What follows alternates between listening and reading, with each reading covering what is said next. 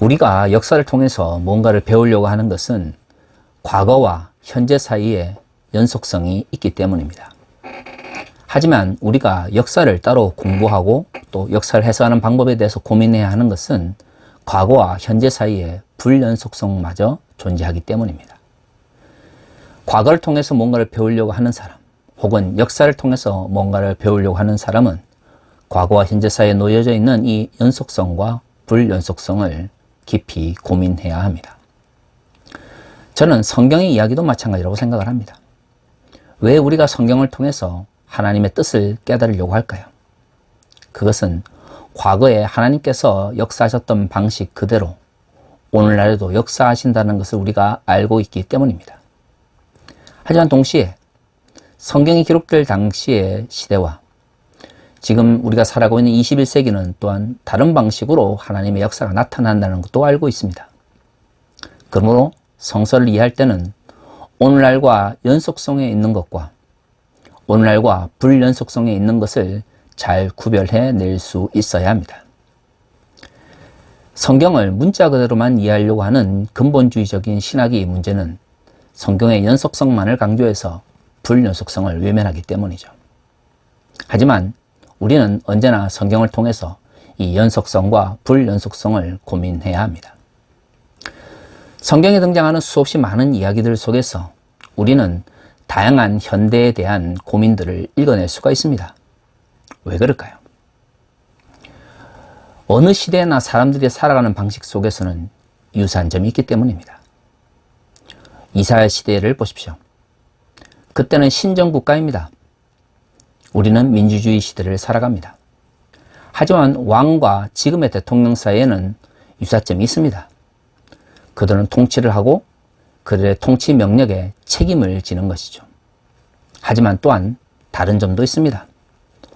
왕이 영원히 계속되는 것이고 그의 자녀들마저도 세습이 되는 것인데 비해서 대통령 그리고 혹은 민주주의 사회에서 총리는 헌법에 의해서 그 권한이 제한되고 또 그 권한 역시 정해집니다.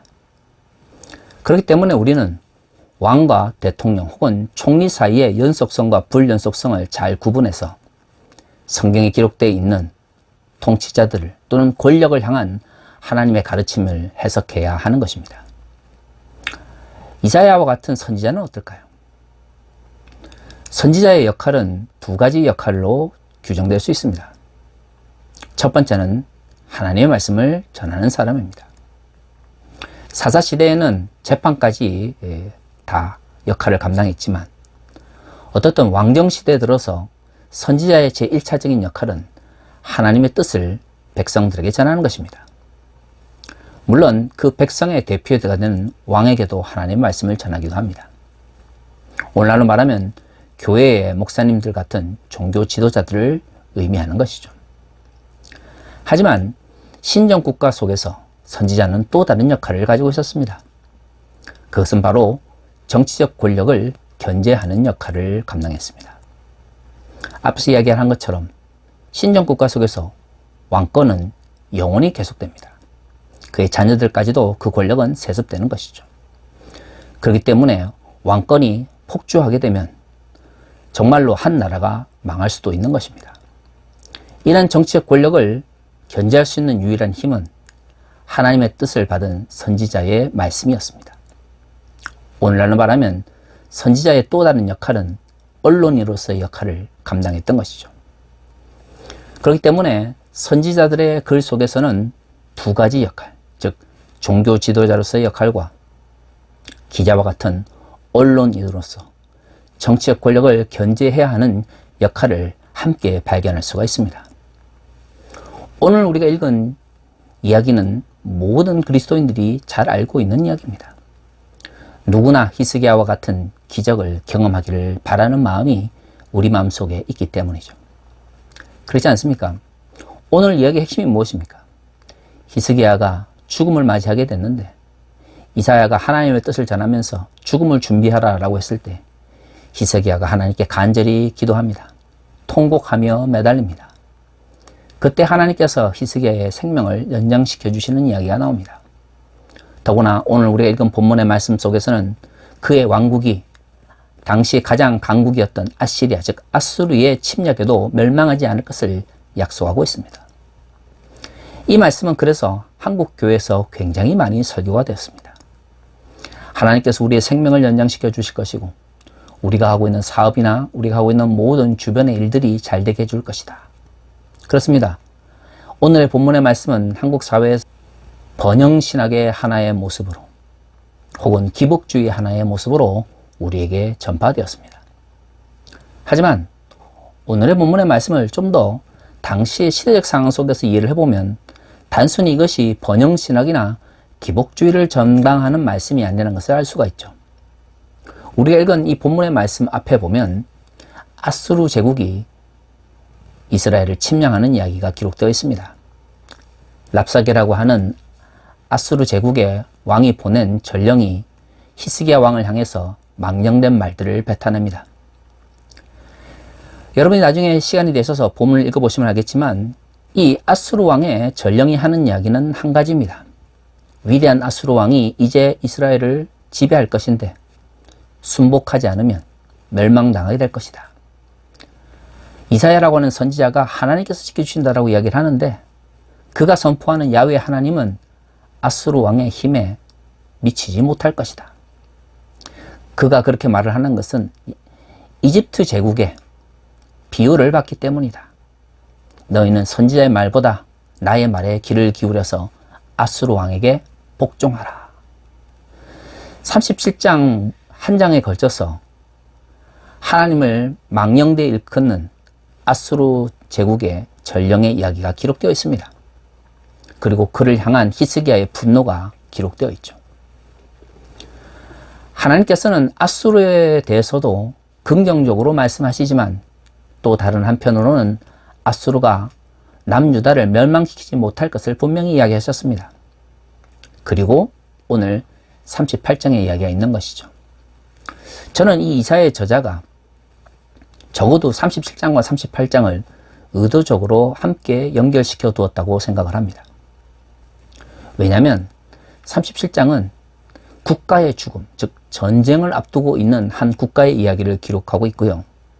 38장은 개인의 죽음, 즉 남유다를 대표하는 왕의 죽음을 앞두고 있는 것이죠. 개인의 죽음이지만 동시에 국가의 죽음을 또한 상징하는 왕의 역할입니다. 그렇기 때문에 37장과 38장은 서로 연관성을 가지고 있는 것이다 라고 볼 수가 있습니다. 무엇입니까? 주변의 국가들이 힘을 가지고 이스라엘을 위협할 때에 어떻게 하나님의 백성이 그 역할을 감당해야 하는가를 보여주고 있는 것이죠. 문제는 힘을 가진 자들이 자신들에게 유리한 사회적 환경과 정치적 환경을 만들기 위해서 진실뿐만 아니라 때로는 거짓을 사용하기도 하는 것이죠. 아수르가 야훼 하나님에 대해서 무엇을 알겠습니까? 그들은 야훼 하나님께서 이스라엘을 어떻게 지키셨는지에 대해서 관심이 없습니다. 중요한 것은 그들 입장에서 볼 때 이스라엘이 힘이 없음에도 불구하고 아수르 제국에 대적하는 것은 결국 이집트와 동맹을 맺었기 때문이다 라고 본 것이죠. 히스기야는 입장이 달랐습니다. 그는 하나님을 의지하고 달려나가기를 원하지만 상황이 좋지 못했던 것이죠. 하지만 그렇다고 해서 이집트를 의존하고 싶은 마음은 없었습니다.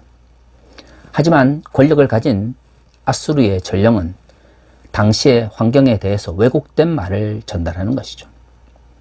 이사야에 대해서도 마찬가지입니다. 잘못된 정보를 흘리는 것입니다. 하나님의 말씀을 전하는 이사야가 이집트 제국과 연합해서 그 권력을 믿고 거짓말을 한다는 것이 아수르의 잘못된 프로파간다였습니다. 문제는 그런 이야기들이 떠돌 때 히스기야로 상징되어지는 이스라엘 사람들이 흔들린다는 것이죠. 재밌지 않습니까? 하나님의 백성이라고 이야기를 합니다. 야훼 하나님께서 이스라엘을 남유다를 지키신다라고 말을 하며 그것이 이스라엘 사람들이 전쟁에 나갈 때 가장 중요한 큰 힘이 되었습니다. 하지만 근본적으로 그 믿음을 뒤흔드는 잘못된 정보에 의해서 이스라엘 사람들이 고민하는 것이죠. 만약에 그들이 하나님을 믿고 하나님의 지켜주심을 확신했다면 굳이 이사야가 히스기야의 죽음에 대해서 이야기를 하고 또 생명을 연장시켜 줄 것을 이야기한 다음에 아수르가 남유다를 멸망시키지 못할 것을 말하지 않았을 것입니다. 왜죠?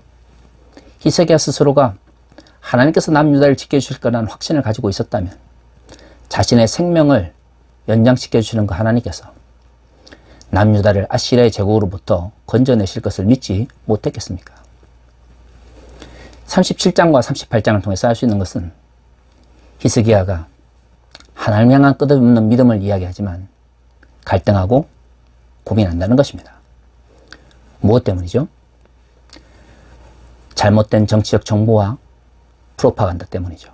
아시리아의 전령은 의도적으로 잘못된 정보를 흘립니다. 전쟁을 하게 되면 어디에서나 선전전을 하게 됩니다. 그들의 목적은 얼마나 정확한 진실을 전달하냐가 아닙니다. 얼마만큼 자신들에게 유리한 방식으로 여론과 환경을 만들어가냐 하는 것이죠. 이때 하나님의 말씀을 전하는 역할과 또한 정치적 권력을 견제해야 되는 선지자는 하나님의 뜻을 전하기 위하여 노력합니다. 하지만 그 하나님의 뜻마저도 전쟁 가운데서는 왜곡되게 되는 것입니다. 사실 이러한 모습은 과거에만 있었던 것은 아닙니다. 20세기를 살아가면서 한국 사회를 살펴보십시오. 군사 독재 기간 동안 얼마나 많은 자들이 자신들의 이해관계를 지키기 위해서 또 언론 스스로도 자신들의 권력과 기득권을 지키기 위해서 잘못된 정보를 가공하고 거짓 뉴스를 선포했습니까? 그렇게 한국 사회는 오랜 군사 독재를 경험해 왔습니다.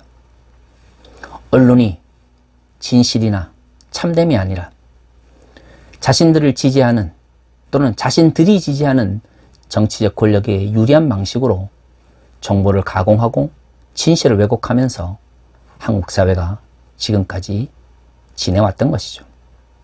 그 가운데서 우리는 민주주의를 완성했습니다. 하지만 그 가운데 언론을 향한 한국 사람들의 신뢰는 바닥에 있습니다. 전 세계의 언론 신뢰도 조사를 보면 한국 사회에서 언론에 대한 신뢰는 OECD 국가들 중에서 거의 바닥입니다. 왜 그럴까요? 자신들에게 유익한 방식으로 혹은 자신들의 이해관계를 지키기 위해서 진실을 왜곡하고 사실을 바꿨기 때문입니다. 한국의 보수적인 언론이라고 말하는 조선, 중앙, 그리고 동아일보를 보십시오. 그들은 한국 사회에서 일어나고 있는 현실이 무엇인지, 뭐가 문제이고 어떤 식으로 문제를 해결해야 되는지에 대해서 관심이 없습니다. 사회적 문제든 정치적 문제든 결국에는 그들에게 얼마만큼 이익이 되느냐, 그들에게 얼마만큼 손해가 되느냐에 따라서 평가를 하는 것이죠. 그러다 보니 오히려 그들에게 이익이 되는 것이 일반 서민들에게나 혹은 국가적 차원에서는 불이익이 되는 경우도 많이 있었습니다. 문제는 그러한 언론을 향해서 그리스도인들은 과연 무엇을 해왔느냐는 것이죠. 혹자는 그렇게 생각할 것입니다. 잘못된 언론에 대해서 그리스도인들이 왜 책임을 져야 합니까? 그렇습니다. 종교인들은 언론인이 아니고 또 그리스도인들이 잘못해서 언론이 왜곡된 것은 아니죠. 하지만 한 가지만 생각해 봅시다.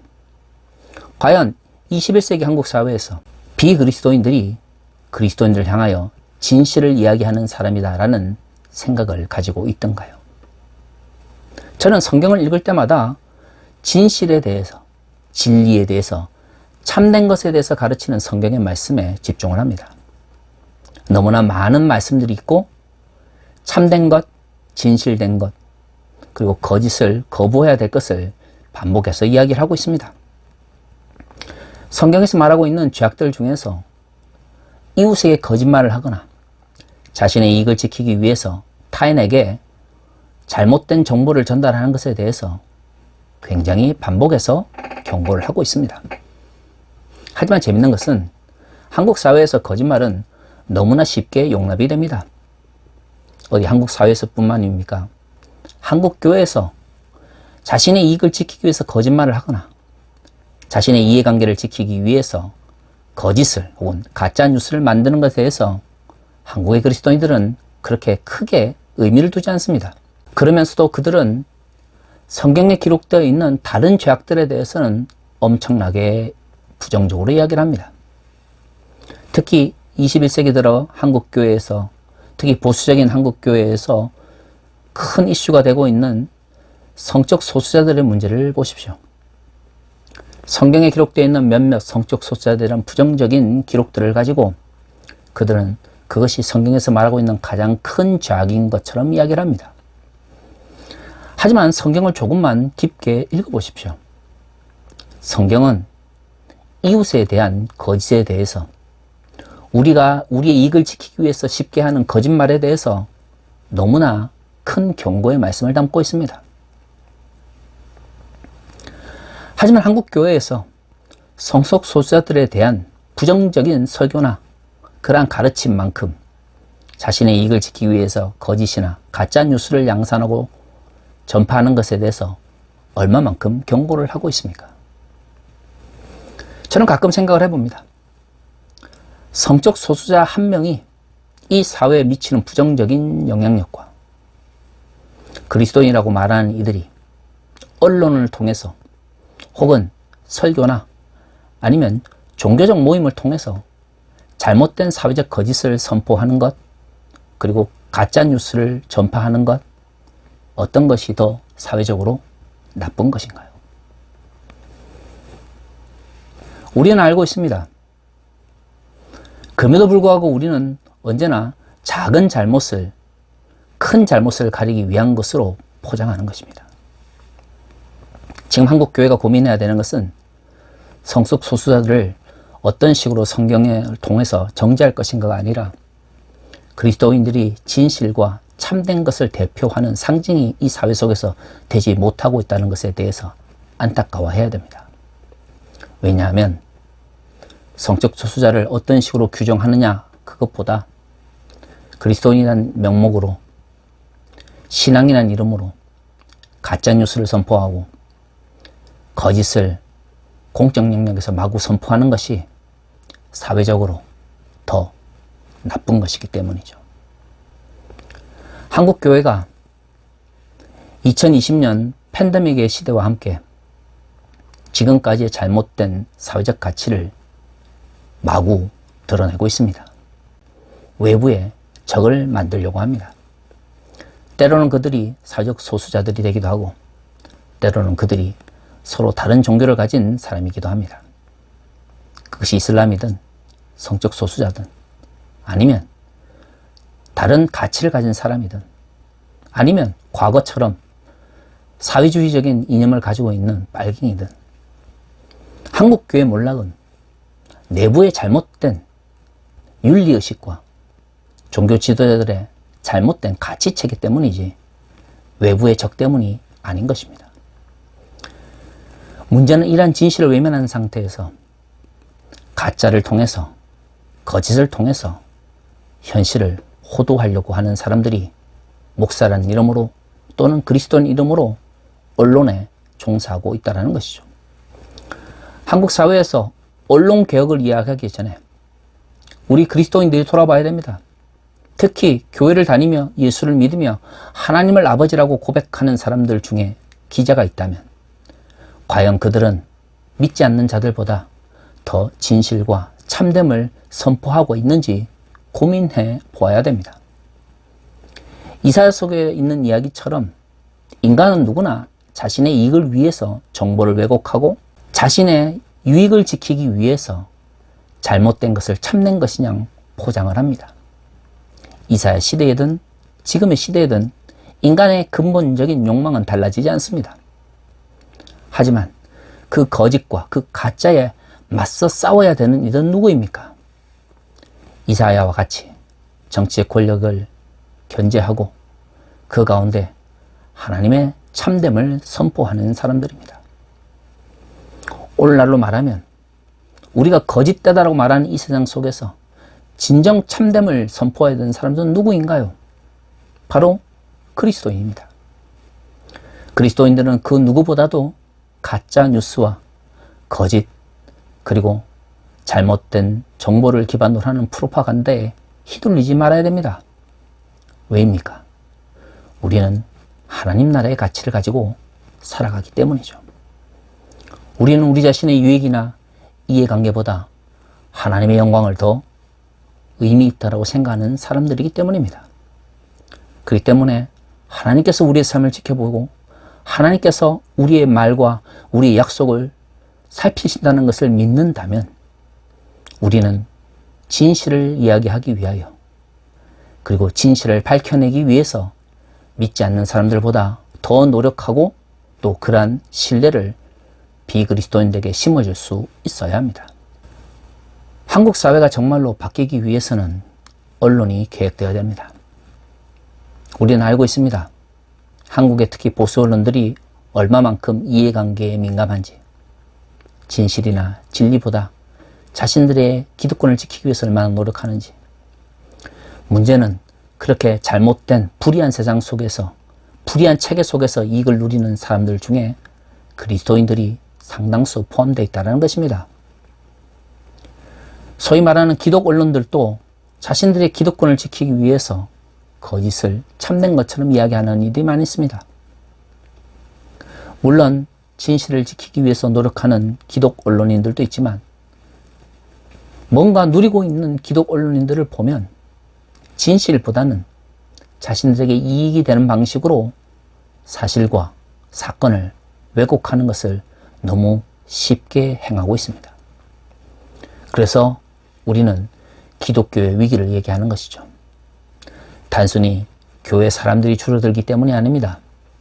시민사회 영역으로부터 한국교회가 신뢰를 받지 못하기 때문에 위기를 이야기하는 것이고, 예수 그리스도의 진리로 구원을 받은 자들이 거짓과 쉽게 타협하고 자신들의 이익을 위해서 가짜 뉴스를 쉽게 만들어내는 것을 아무런 죄의식 없이 행하기 때문에 한국교회 위기를 이야기하는 것입니다. 그래서 한국 사회에서 그리스도인이라고 말하는 이들 중에 많은 이들이 기자이기보다는 기자 쓰레기라는 이야기를 듣습니다.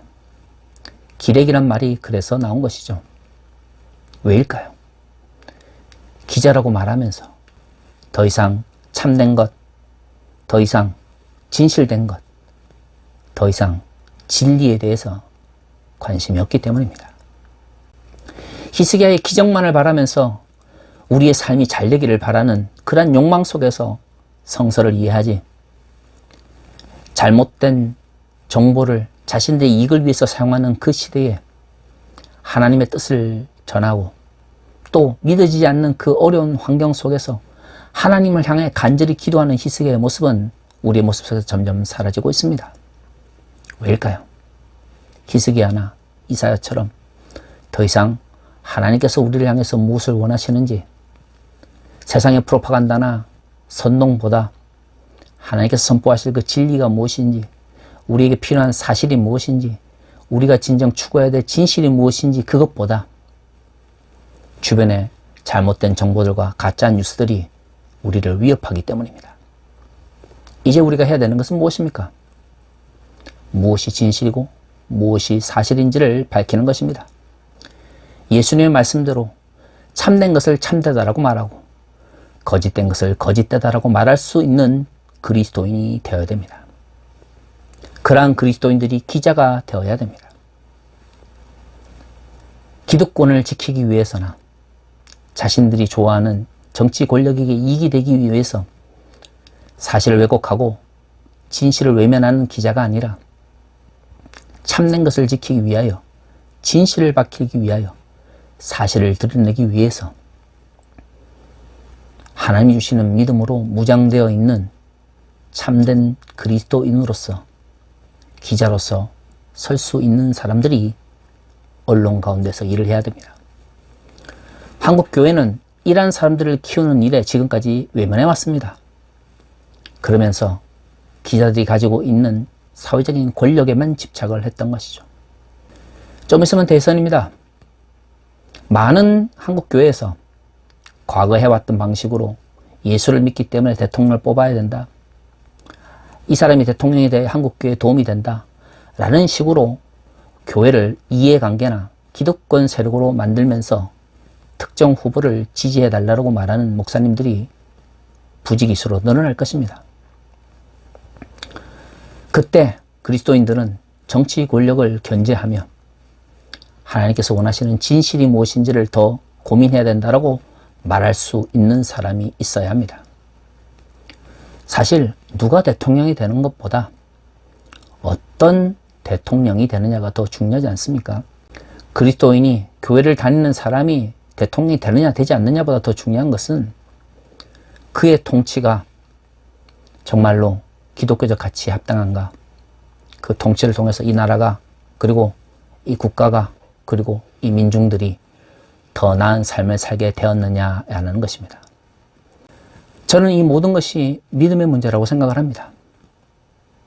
히스기야 시대 전쟁을 앞두고 있는 자들 속에서 프로파간다와 선동 속에서 참된 하나님의 말씀을 추구했던 사람들이 있었기에 그들이 하나님의 백성을 하나님 앞으로 이끌 수 있었습니다. 21세기 지금도 그리스도인들이 참됨을 추구하고 진실을 추구한다면 우리의 믿음이 그 참됨과 진실을 추구하는 우리의 가치를 지배해야 합니다. 사랑하는 성도 여러분, 우리에게 정말 필요한 것은 무엇입니까? 이 세상을 살아가며 필요한 것은 무엇입니까? 저는 믿음이라고 생각을 합니다. 심리적이고 감정적인 믿음이 아니라 이 사회를 변화시키며 이 사회를 움직일 수 있는 실제적인 믿음을 말하는 것입니다. 그 믿음은 진실을 추구하며 참됨을 위해서 자신의 신앙을 바칠 수 있는 것입니다. 저는 그리스도인들이 참됨을 추구하는 사람들이 되기를 원합니다. 사회적 약자들과 소수자들을 적으로 만들어서 자신들의 이해관계를 지키려고 하는 종교 재벌들 말고요. 진정 무엇이 잘못된 것인지를 바르게 판단할 수 있는 그리스도인들이 많아지기를 바랍니다. 자신의 이익을 지키기 위해서 거짓과 가짜를 종교의 이름으로, 신앙의 이름으로 포장하는 사람들이 있다면 그 사람들은 결코 그리스도인이라고 불려서는 안 됩니다. 왜냐하면 그것은 결코 기독교적인 믿음이 될 수가 없기 때문입니다. 다 같이 기도하겠습니다.